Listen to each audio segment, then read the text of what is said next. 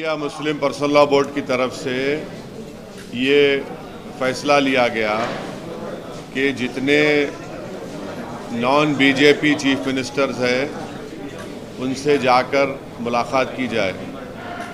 तो पिछले हफ्ते तमिलनाडु के सीएम से मुलाकात हुई थी। कल जाकर all India Muslim personal law board के प्रेसिडेंट मौलाना खालिद सैफुल्लाह रहमानी साहब, तेलंगाना के चीफ मिनिस्टर जनाब रेवंत रेड्डी साहब से मुलाकात किए और हम लोग इन मुलाकातों में ये बता रहे हैं कि जो बीजेपी एनडीए की गवर्नमेंट ने जो वक्फ अमेंडमेंट बिल लेकर आया है वो उसके ख़तरात क्या है, उसके डेंजर्स क्या है और उस बिल में वक्फ को बचाने के बजाय वक्फ को बर्बाद करने का वो बिल है। और हम लोग वेरियस उसमें प्रोविजंस बता रहे हैं, जो बिल के जो क्लॉजेस हैं उसका हम जिक्र करके बता रहे हैं कि ये इस बिल के ज़रिए से बीजेपी वक्फ को ख़त्म करना चाहती है और वक्फ प्रॉपर्टीज़ को ख़त्म करना चाहती है। इससे मुसलमानों के फ्रीडम ऑफ रिलीजन में फ़र्क पड़ेगा। इससे आर्टिकल 25, 26, आर्टिकल 14 का वायलेशन होगा। तो ये पूरी कोशिशें की जा रही हैं पर्सनल लॉ बोर्ड की तरफ से और फ्यूचर में personal law board public meetings भी करेगा और उन तमाम अपोजिशन पार्टी के लीडर से भी मुलाकात करेगा जिन्होंने वक्फ बिल की अपोज किया है। जैसा कि वाईएसआर पार्टी भी है, उन्होंने भी पार्लियामेंट में उसको अपोज किया है। और आइंदा वक्फ बोर्ड की तरफ से all India personal law board की तरफ से भी जाकर आंध्र प्रदेश के चीफ मिनिस्टर चंद्रबाबू नायडू साहब से भी मुलाकात की जाएगी। और बिहार में जो all India Muslim personal law board के जो ज़िम्मेदार लोग हैं वो वहाँ पर भी जेडीयू के और हमारे चिराग पासवान साहब से भी वो लोग मुलाकात करके इस वक्फ बिल के बारे में बताएंगे। कल किस तरीके से रेवंत रेड्डी जी की प्रतिक्रिया जो है वो आपने मिली, क्या उन्होंने कहा? तो सीएम रेवंत रेड्डी तो हमको बताए कि ऑलरेडी पार्लियामेंट में कांग्रेस के जो लीडर हैं, जो इंट्रोडक्शन ऑफ द बिल के वक़्त जो उन्होंने अपनी अपोजिशन का इजहार किया था वो जनाब के सी वेणुगोपाल थे और उन्होंने उसका जिक्र किया और हमने कहा कि हाँ हमने सुना उस बात को, मगर हम उनको बताए क्लॉज बाय क्लॉज कैसे वो गलत रहेगा। तो फिर वो बताए कि उनके ही ऑर्डर पर यहाँ पर जो तेलंगाना में एक्स मिनिस्टर और कांग्रेस के जो सीनियर लीडर जनाब शब्बीर अली साहब हैं, उन्होंने भी एक कंसल्टेशन रखा था। तो उन्होंने बोले कि हम पूरा इसको और पढ़ेंगे और उनकी पार्टी की जो सेंट्रल लीडरशिप है उनसे भी बात करके ये तमाम आपके कंसर्न्स उन तक हम पहुँचाएँगे। शहजाद अली के डिमोलिशन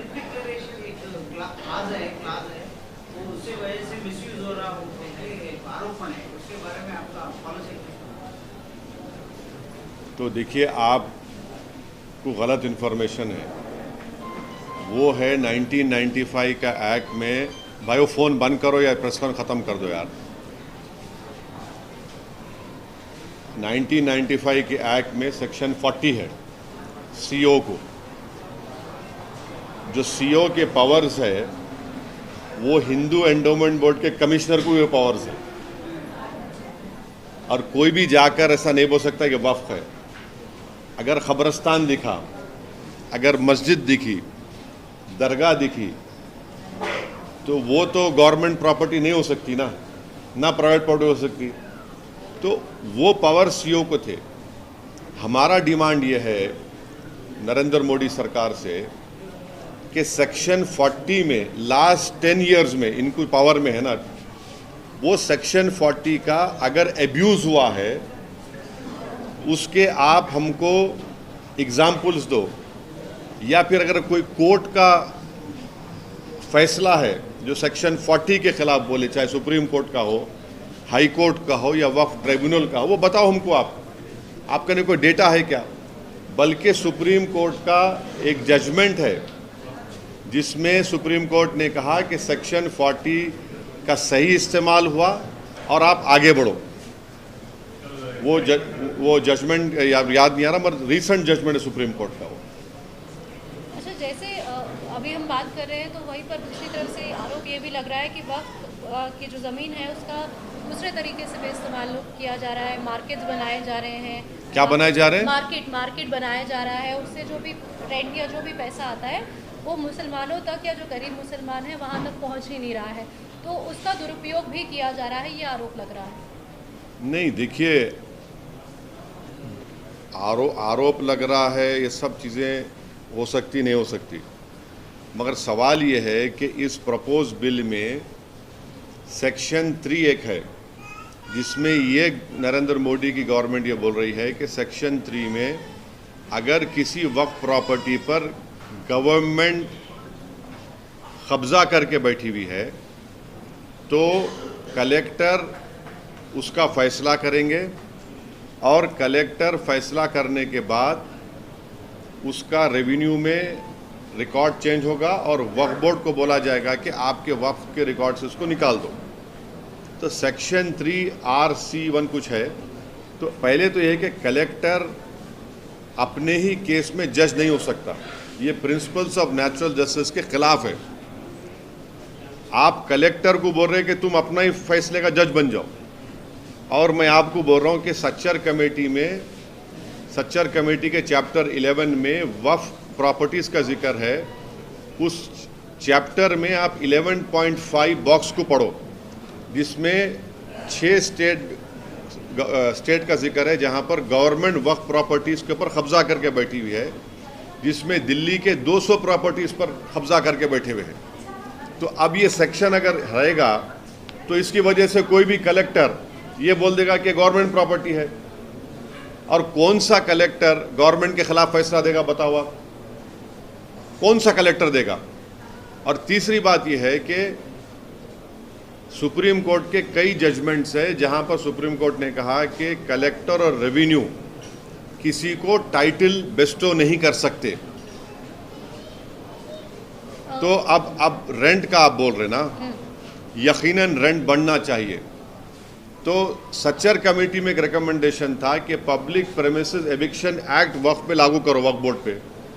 आप लागू नहीं कर रहे हैं, आप लागू कर दो ना भाई, उसको दे दो आप।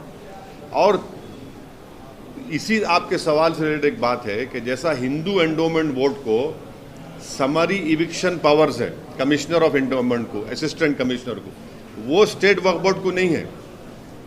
आप समरी इविक्शन पावर्स दो हमारे को, ताकि एनक्रोचमेंट निकाल सकें, ताकि जो किराया नहीं दे सका उन पर एक्शन ले सकें या कम किराया दे रहा है। अच्छा, अब किराया नहीं देने की आप बात कर रहे हैं।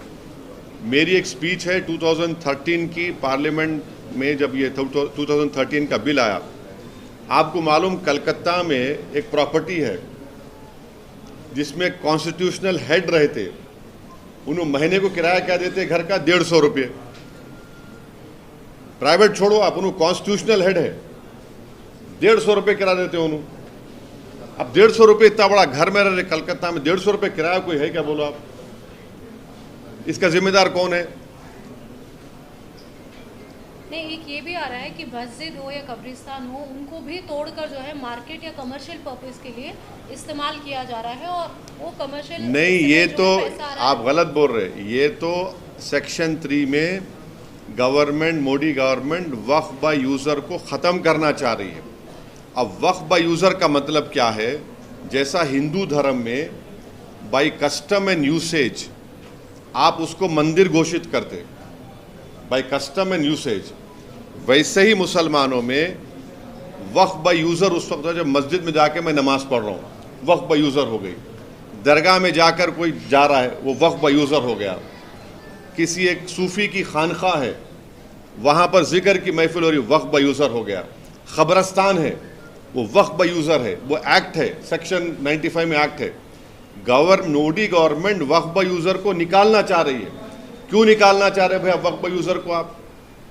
जब आप हिंदू धर्म में बाय कस्टम एंड यूसेज ये बोल रहे हैं कि it is a endowment property, वैसे ही आप इस्लाम में वक्फ बाय यूज़र का मतलब ये है कि मस्जिद मेरी है। आप वो इसलिए निकालना चाह रहे ताकि कल जितने यतीम खाने हैं, ऑर्फनेज है, कब्रस्तान है, मस्जिद है, दरगाह के तहत जो ज़मीनें हैं, उन सब को आप बोलेंगे वक्फ बाय यूज़र नहीं है, ये वक्फ प्रॉपर्टी नहीं है, इसलिए हम उसका गवर्नमेंट प्रॉपर्टी बोल के कब्जा कर लेंगे। ये सेक्शन 3 का वक्फ बाय यूज़र निकालने का तरीका एक ही है। ये पूरा मस्जिदों को छीन लो मुसलमानों से, दरगाहों को छीन लो, कब्रस्तान को छीन लो, और दरगाह खानखा के तहत जो ज़मीनात एग्रीकल्चर लैंड पूरों को छीन लो। ये असल मकसद है। और आपको एक और एग्जाम्पल दे रहा हूँ, 1965 में मथुरा में कृष्ण जन्मस्थान है। 1965 में यूपी सुन्नी वक्फ बोर्ड के कंसेंट से मुसलमान और कृष्ण जन्मस्थान के लोगों में एग्रीमेंट हुआ। एग्रीमेंट ये हुआ कि जो मुसलमानों की वक्फ की प्रॉपर्टी थी उसको 8 एकर्स हम कृष्ण जन्मस्थान को देंगे सुन्नी वक्फ बोर्ड के परमिशन से। वो इशू कोर्ट में क्लोज हो गया। अब 2023 में फिर केस हो गया उसके ऊपर। तो अब वक्फ बाय यूज़र आप निकाल लेंगे तो आप बोलेंगे नहीं ये भाई नहीं मुसलमानों का। समझे मेरी बात को आप? और गवर्नमेंट क्या बोल रही कि अब रजिस्टर करना है, अगर ये 2024 का एक्ट बनेगा उसको, अब जितने प्रॉपर्टीज को जितने वक्फ है उसको रजिस्टर करना है। कैसा रजिस्टर करेंगे? बोल रहे कि आप डीड्स लेकर आओ। अब मक्का मस्जिद है, मक्का मस्जिद की डीड कहाँ है बताओ आप मेरे को? हैदराबाद में 400 साल पुरानी मक्का मस्जिद, उसकी डीड कहाँ रहेंगी बोलो आप? दरगाह यूसुफैन है, 400 साल की है, कहाँ से डीड लाएंगे बताओ आप? बाबा शरफुद्दीन की दरगाह है, वो तो 600 साल पुरानी है, कहाँ से डीड लाएंगे बताओ आप? चार मीनार के सामने एक मस्जिद है, अंदर नहीं, उसकी डीड कहाँ से लाएंगे? अब डीड लाने का आपके पास जवाब क्या है? अब डीड नहीं लाए तो बोलेंगे नहीं आपके लिए डीड नहीं है, रजिस्टर नहीं होंगी ये। अब रजिस्टर नहीं होंगी बोलते फिर गवर्नमेंट कब्जा कर लेंगी उसका। हिंदू धर्म में कस्टम एंड यूसेज की बुनियाद पर होता पूरा। और एक बात समझिए आप लोग, देश को भी समझने की जरूरत है, खास तौर से हमारे हिंदू धर्म के भाई बहनों को, कि वक्फ प्रॉपर्टी पब्लिक प्रॉपर्टी नहीं है, प्राइवेट प्रॉपर्टी है। गवर्नमेंट नहीं दी हमको ये हमारे मुसलमान वक्फ कर दिए, जैसा बोलते ना दान दिए, दान दे दिए उसको। वो प्राइवेट प्रॉपर्टी है, पब्लिक प्रॉपर्टी नहीं है वो। आप पब्लिक प्रॉपर्टी कैसे ट्रीट कर रहे हो उसको? प्राइवेट प्रॉपर्टी है वो। ठीक है, आप रेगुलेट करिए, मदद करिए। और ये जो गवर्नमेंट बोल रही ना, हिंदू एंडोमेंट बोर्ड को, हर हिंदू एंडोमेंट बोर्ड को ग्रांट मिलता, जैसे आंध्र प्रदेश में शायद 500 करोड़ रुपए दिए। यहाँ वक्फ बोर्ड को क्या ग्रांट दे रहे बताओ? पूरे इंडिया में 32 वक्फ बोर्ड्स है। कौन सी स्टेट गवर्नमेंट वक्फ बोर्ड को ग्रांट दी बताओ आप? एक पैसे का ग्रांट नहीं देते आप, ग्रांट ही नहीं है। और फिर ऊपर से क्या कर रहे हैं आपके जो उसमें क्या कर रहे हैं आप? सेंट्रल वक्फ बोर्ड सेक्शन 19 है और स्टेट वक्फ बोर्ड जो है वो सेक्शन 14 में आता, 95 एक्ट में।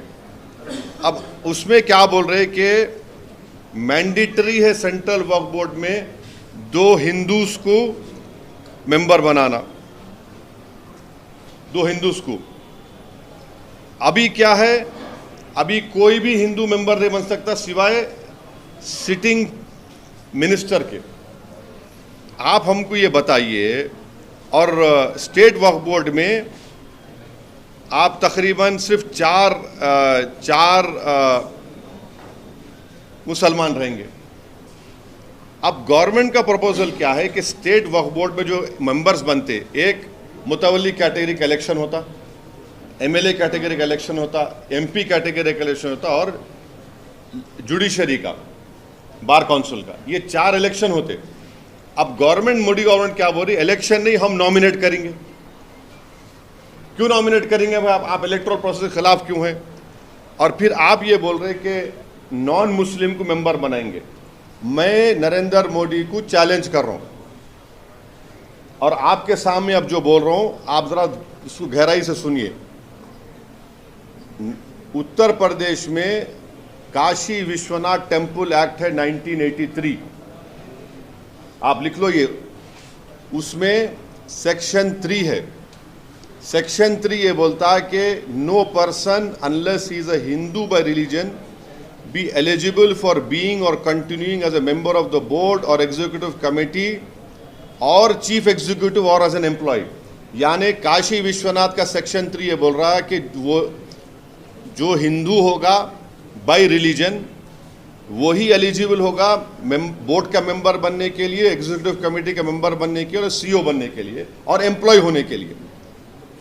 फिर आप वही काशी विश्वनाथ टेम्पल एक्ट 1983 में सेक्शन 6(3) देखो आप, जिसमें यह बोला गया है कि where a member of the board can not perform his duties as such by reason of the fact that is not a Hindu, the person available next below him in this behalf shall be a member of the board. यानी अगर कोई member अपनी duties को निभा नहीं सकता इसलिए कि हिंदू नहीं है तो किसी और को हिंदू को बनाया जाए। आप यहां पर क्या कर रहे हैं सेंट्रल वक्फ काउंसिल में और स्टेट वक्फ बोर्ड में? काशी विश्वनाथ बोर्ड का कोई हिंदू ही मेंबर बन सकता है, मुसलमान नहीं बन सकता। और याद रखिए हिंदू का डेफिनेशन आर्टिकल 25 में हिंदू, बौद्ध, सिख और जैन है। यहां पे क्या बोल रहे, सिर्फ हिंदू रहेगा, ना सिख होगा, ना बौद्ध होगा, ना आपका जैन होगा। फिर आप तमिलनाडु में आइए, लंबा तो नहीं हो रहा ना ये? हाँ, अगर लंबा हो रहा तो बोलो, रुक जाता हूं मैं। तमिलनाडु में Tamil Nadu Hindu religious and charitable endowments act 1959, उसका आप सेक्शन 10 पढ़ो आप। उसमें क्या लिखा हुआ है? The commissioner, additional commissioner, every joint deputy और assistant commissioner and every other officer और servant appointed to carry out the purpose of this act by whomsoever appointed shall be a person professing the Hindu religion and shall cease to hold office as such when he ceases to profess religion। यानी commissioner, Tamil Nadu में commissioner endowment board का, joint deputy और assistant commissioner, कोई भी officer और उनका employ जो इस एक्ट में अपॉइंट होगा उसको हिंदू रिलीजन का होना चाहिए, और अगर वो हिंदू रिलीजन का नहीं है तो ऑफिस में नहीं रहेगा। कौन सा सेक्शन है Tamil Nadu religious charitable endowment? Section 10। आप आंध्र प्रदेश में आ जाओ, आप आंध्र प्रदेश, तेलंगाना में भी एक्ट है वो। आंध्र प्रदेश वो एक्ट था 87 का, तेलंगाना में भी एक्ट है। Andhra Pradesh charitable Hindu religious institution endowment act 1987, वो सेक्शन 3(2) क्या बोलता है? Additional commissioner, additional commissioner, every regional joint commissioner, deputy commissioner, assistant commissioner appointed under subsection 1 exercising the powers and performing the functions aforesaid in respect of religious institution endowment shall be a person। shall, देखिए जब लफ्ज shall आता ना law में तो mandatory हो जाता। shall और में फर्क है। में माने दोनों भी हो सकते, shall में फर्क, ये shall वर्ड आया तो सिर्फ वही हिंदू माने वही मैंडेटरी हिंदू होना। shall be a person professing Hindu religion and shall cease to exercise his powers and these functions when he ceases to profess the religion।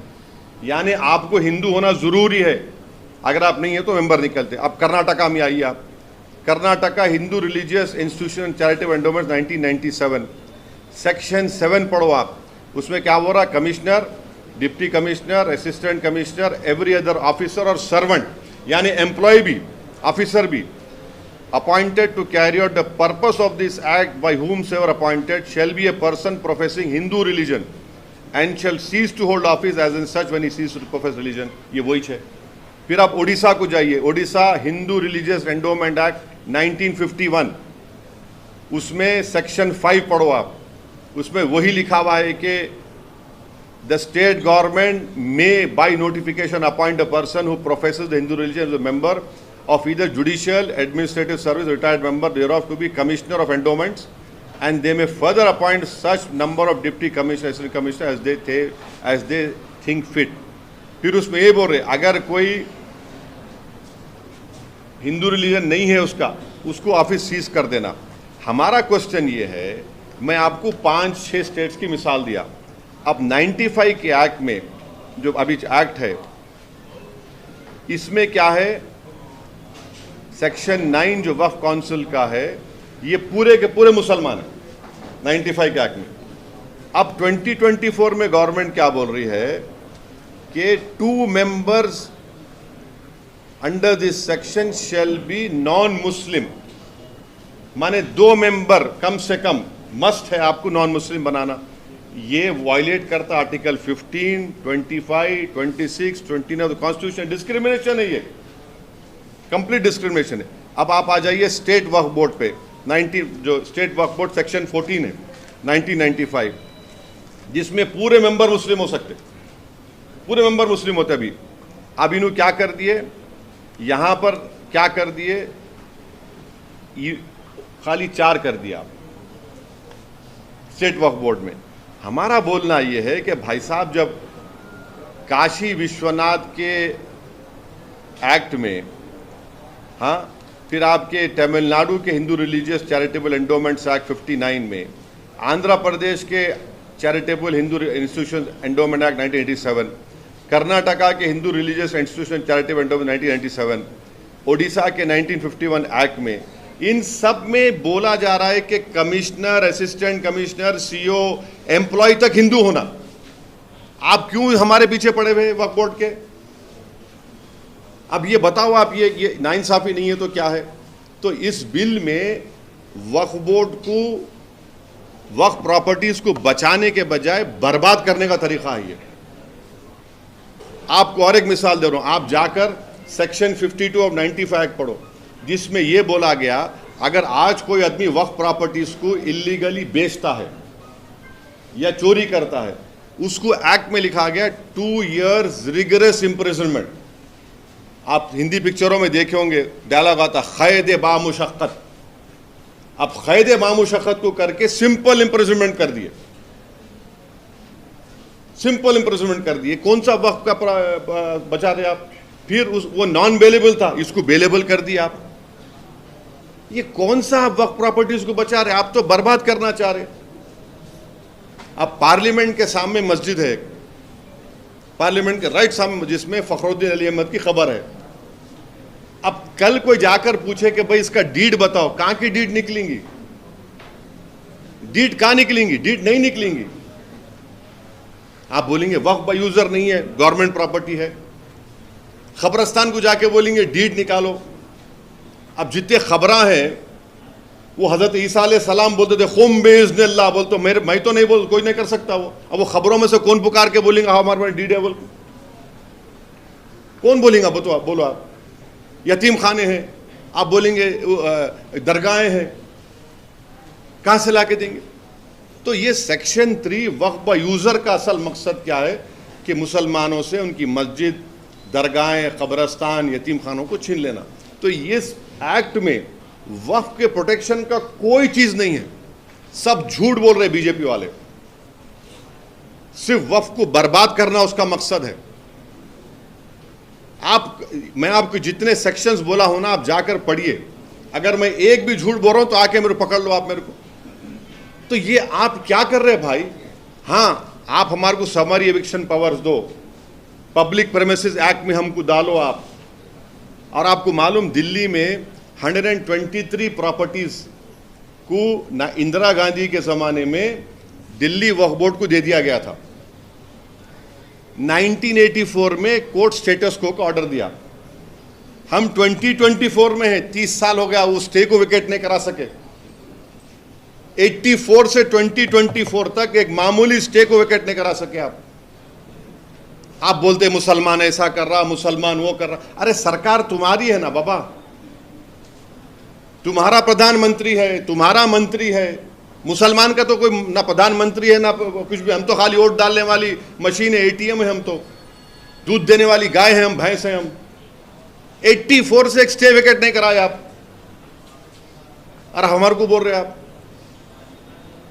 तो ये है इस एक्ट में, ये मोटा मोटा आपको समझाया मैं। तो इसलिए आज पूरे मुसलमानों में, इंडिया के मुसलमानों में गम है, गुस्सा है। और पूरा मुसलमानों में बात जा चुकी है कि नरेंद्र मोदी मुसलमानों से वक्फ की प्रॉपर्टीज को छीनना चाह रहे, मुसलमानों के मस्जिदों को छीनना चाह रहे, कब्रस्तानों को छीनना चाह रहे, एग्रीकल्चर जो वक्फ लैंड है उसको छीनना चाह रहे। वक्फ के बचाने के नाम पे वक्फ को बर्बाद करने का काम नरेंद्र मोदी और उनकी सरकार कर रही है। हमको बताइए आप कैसे ये इसको काबिल कबूल होगा।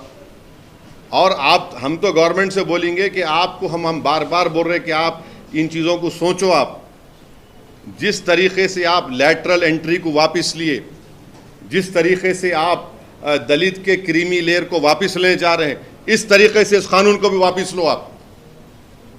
आप कैसे 17 करोड़ मुसलमानों की ये प्रॉपर्टीज को कैसे छीनना चाहेंगे? आप क्यों छीनना चाह रहे हैं आप? असद जी, एक सवाल ये भी उठता है कि 1954 के जो है वो भी दस्तावेज दिखा रहे हैं। लोग हैं, कुछ मुस्लिम बहुल इलाके हैं, वहाँ पर भी जो मुस्लिम गरीब मुसलमान हैं उनके ज़मीनें हैं, उनका ये कहना है, और उनके बाप दादा से वो ज़मीनें हैं जो तब तक देखिए नहीं, देखिए 1954 के डॉक्यूमेंट्स है, उन्होंने कब्जे में है।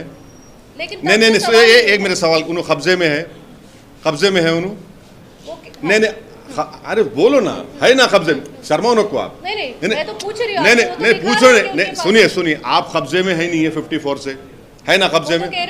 मैं आप मेरी बात को सुनो। आप बोलो, सुनो मैं क्या बोल, है कब्जे में उन्होंने, है ना? कब्जे में है ना? उन्होंने जब कब्जे में है तो डर किस बात का? आपके ने डॉक्यूमेंट है ना, आप वक्फ ट्रिब्यूनल को जाइए, आप रिप्रेजेंटेशन दीजिए वक्फ बोर्ड को। वक्फ बोर्ड नहीं सुना, वक्फ ट्रिब्यूनल को जाइए, आपका पोजीशन तो है। आप बोलिए हमारा ये वक्फ नहीं है, आप बताइए उसको, कौन रोक रहा है आपको? कोई ऐसा तो नहीं बोल रहे ना कि आप कोर्ट को नहीं, आप ट्रिब्यूनल नहीं जा सकते, आप हाई कोर्ट नहीं जा सकते, आप सुप्रीम कोर्ट नहीं जा सकते।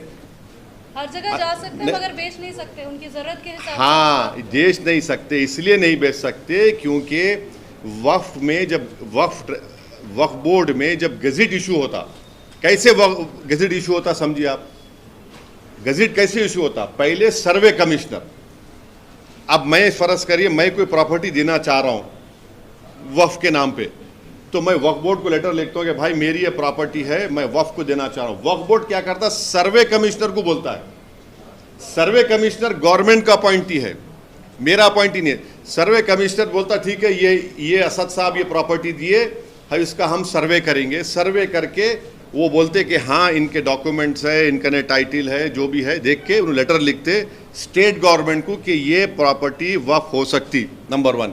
उसके बाद स्टेट गवर्नमेंट एक गज़ेट इशू करती और वो गज़ेट के खिलाफ 1 साल तक मुसलमानों को राइट है कि आप उसका गज़ेट को अपोज करें कि नहीं भाई असद साहब की प्रॉपर्टी वक्फ नहीं हो सकती, हमारा शेयर है इसमें। 1 ईयर के बाद आप अपोज नहीं कर सकते। नॉन मुस्लिम के लिए कोई टाइम लिमिट नहीं है, कोई टाइम लिमिट नहीं है, आप करिए ना। कौन रोक रहा है आपको?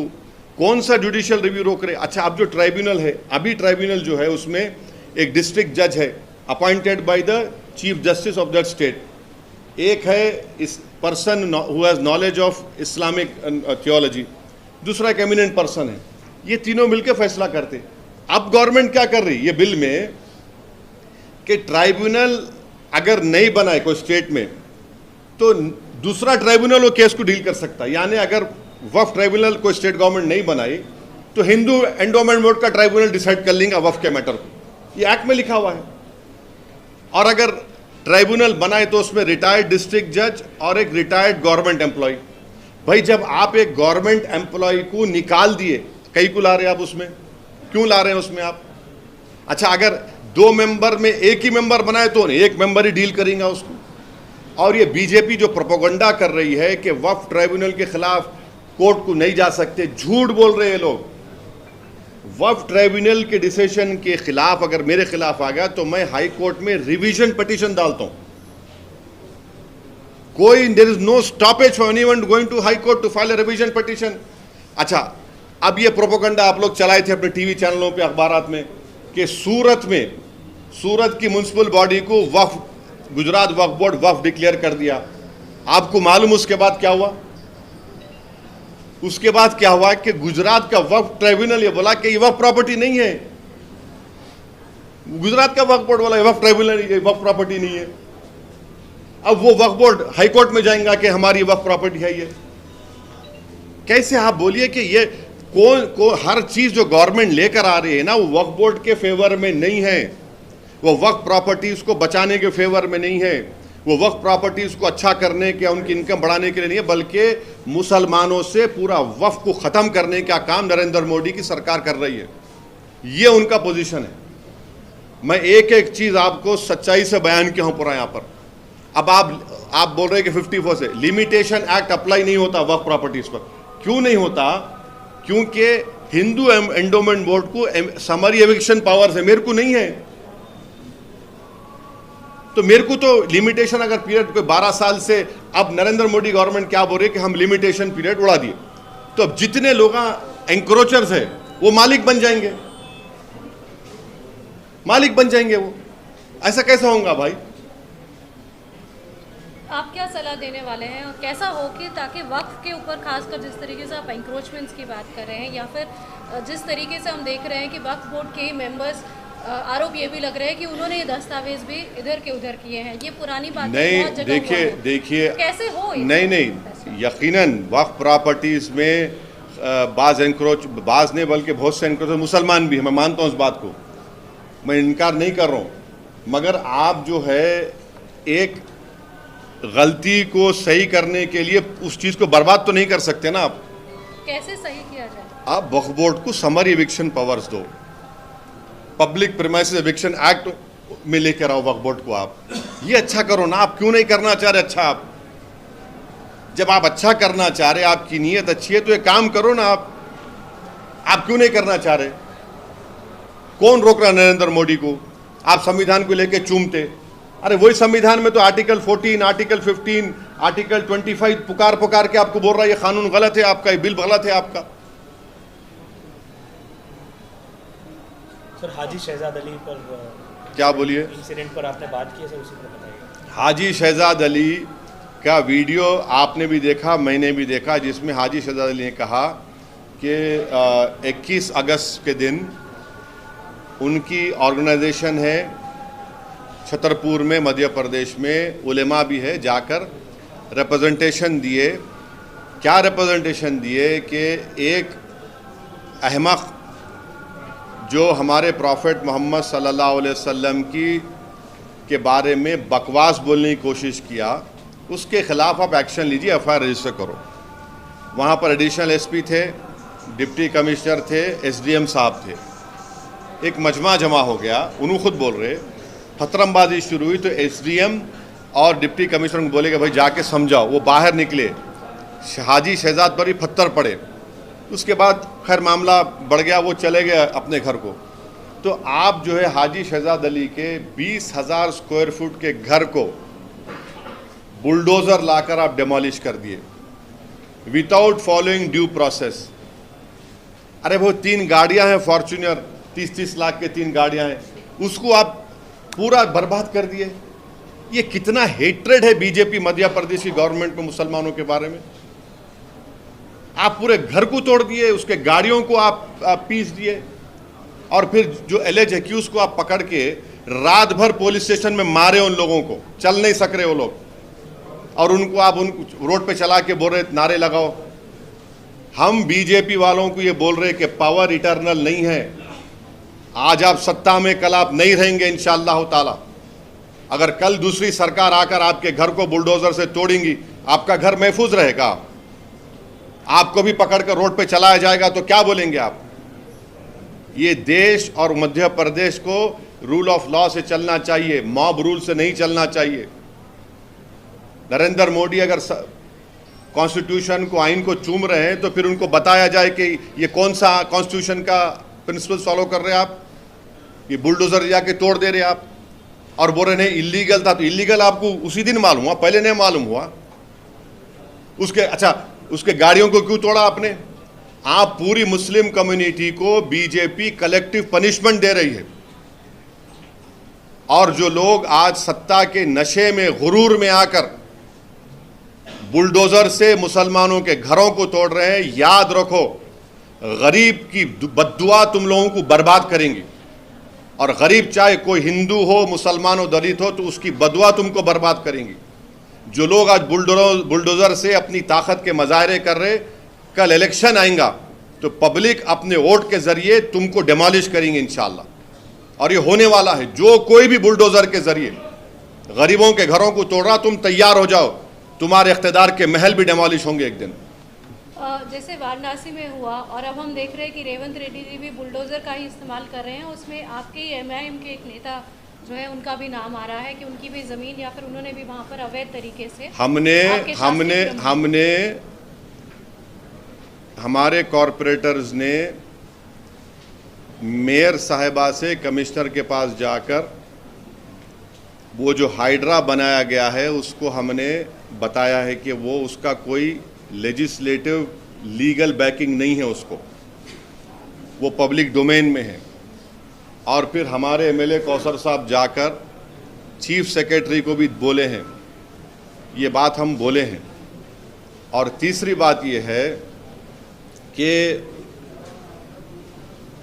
जीएचएमसी का जो ऑफिस है, अभी जीएचएमसी का ऑफिस है ना, तो हम लोग जो है हमारे स्कूल में जब हम लोग बस में जाते थे, हैदराबाद पब्लिक स्कूल को बस में जाते थे, मेरे को अच्छी तरह याद है हमारी जो बस होती थी वापसी में ऐसा आती थी, या फिर कभी कभी मैं पब्लिक स्कूल को जाता था बस पकड़ के, एक बस नंबर 7 होती थी, अभी भी होंगी, डबल डक्कर में बैठ के जाता था मैं, ऊपर बैठने का बड़ा शौक था मेरे को। हाँ, वो लिबर्टी से जाती थी, लिबर्टी से टैंकबंद जाती थी। वहाँ पर जहाँ पर जीएचएमसी का ऑफिस है वहाँ पर एक वाटरफॉल था, मैं ही देखा सो हूँ। नेकलेस रोड एफटीएल पर है, तोड़ो उसको आप। नेकलेस रोड एफटीएल पे है, बोल रहा हूं मैं आपको, तोड़ते आप उसको? तोड़ना चाहिए ना भाई, कौन रोक रहा आपको? एफटीएल है, सीसीएमबी का गवर्नमेंट ऑफ इंडिया का ऑफिस है हिमायत सागर के पास, बना लिया आप, गवर्नमेंट ऑफ इंडिया का है। तो ये हमारा ऑब्जेक्शन इस बात पर है, ये हमारा ऑब्जेक्शन इस बात पर है। और फिर जहाँ पर निज़ाम के ज़माने में जब उन्होंने हुकूमत थी उनकी, तो उन्होंने एक उसको क्या बोलते, टोन बोलते, क्या बोलते हो, पत्थर को, हाँ नहीं, वो स्टोन्स लगाते थे कि ये एफटीएल है, स्टोन्स लगाते थे, अभी भी है वो, देख लो आप जाके। ये है हमारा। हम तो चीफ सेक्रेटरी मैडम को भी बोले, मेयर साहिबा को भी बोले, अब वो गवर्नमेंट देखना उसको। आपको लग रहा है कि एफटीएल में जितनी भी हैं उनको तोड़ा जाना चाहिए? आपने देखिए, आपके सवाल का जवाब इतना ही दे रहा हूं मैं, जो मैं भी दे चुका। और कुछ पूछना है? सर, ये रुकन-बिन-दौला लेक जो है ना, 18 सेंचुरी लेक, उसमें सारे स्ट्रक्चर्स अभी एफटीएल के अंदर है। मैं आपको रिक्वेस्ट, सुनिए,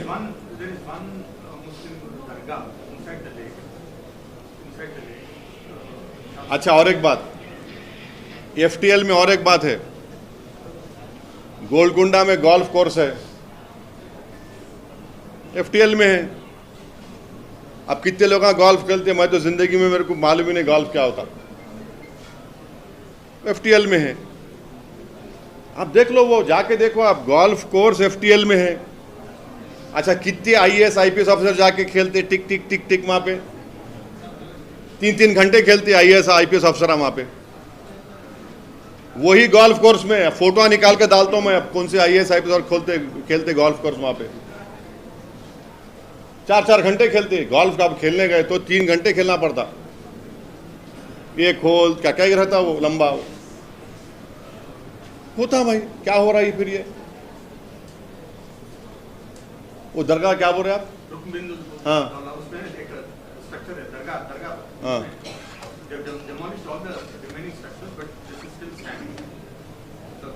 दरगाह को वैसे, I am thankful for the small mercies, I am thankful for the small mercies, what can I से।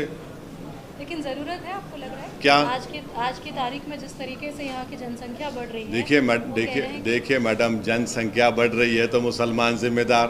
अरे छोड़िए ना, अरे छोड़िए ना, ये क्या की जरूरत है? अब देखिए, हमारा जो पार्टी का स्टैंड है, हम मेयर साहिबा को, चीफ सेक्रेटरी मैडम को हम दे चुके हैं अब उनको डिसाइड करना है। अब गवर्नमेंट जो फैसला ले रही है वो गवर्नमेंट ले रही है। हम तो यही बोलेंगे कि हम जो दिए आप रिप्रेजेंटेशन का एग्जामिन कर लो आप।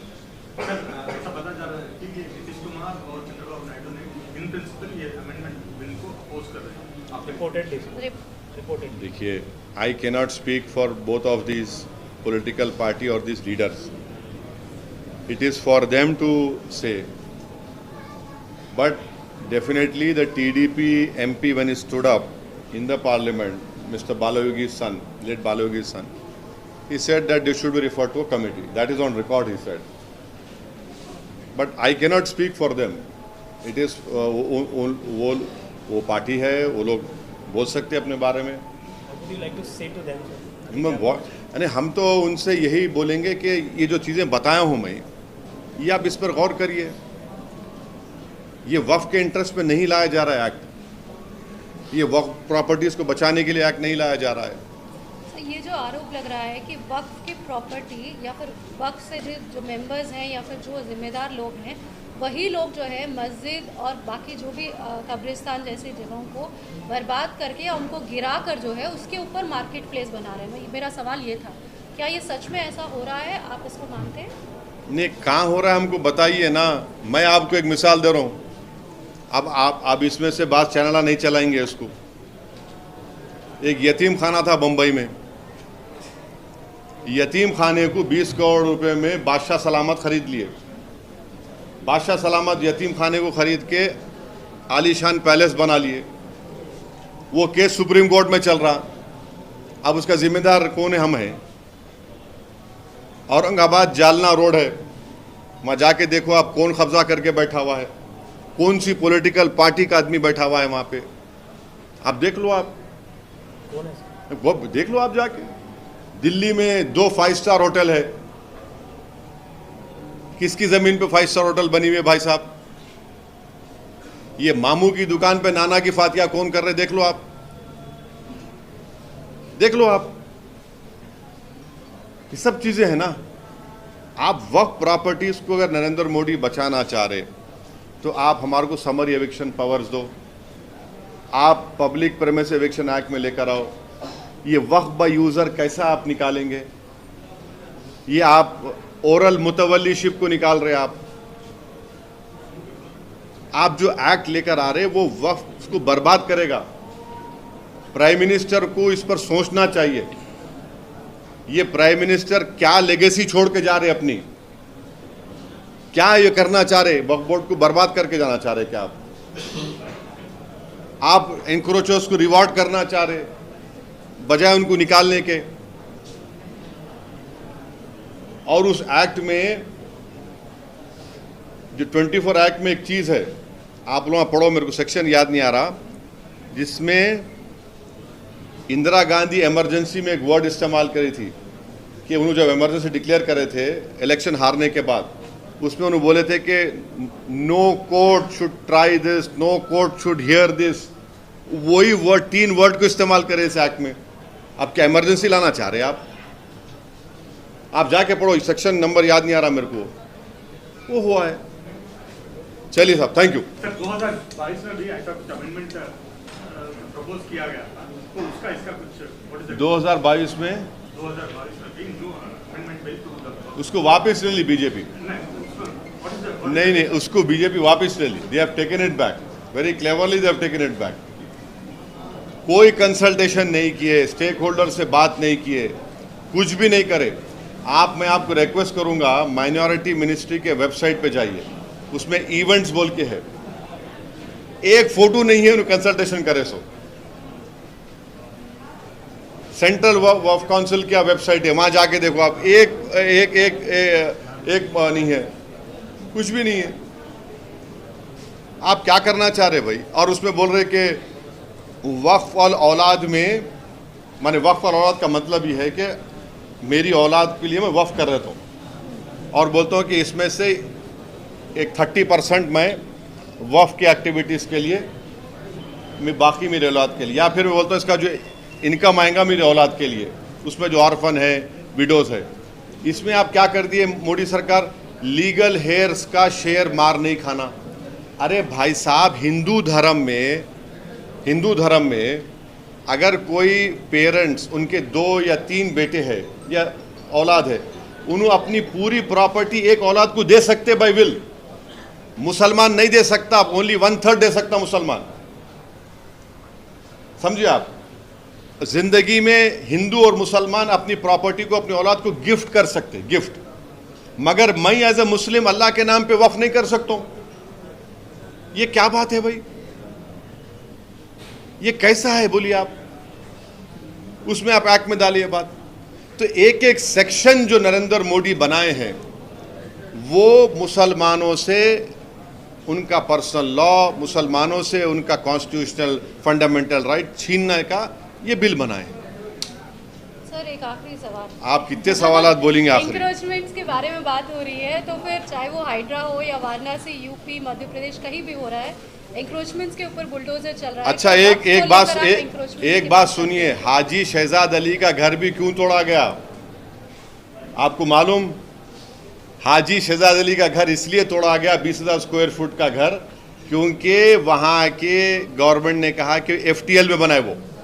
यही सवाल। हाँ, FTL में बनाया बोल के पूरी बिल्डिंग बन गई 20,000 स्क्वायर फुट, जब तक अथॉरिटीज के मुंह में गुलाब जामुन था, समझे ना आप, और उसका जूस चूस रहे थे, और जब बिल्डिंग बन गई FTL में ला के तोड़ दिए। अब आप उसका नतीजा निकालो, पूरा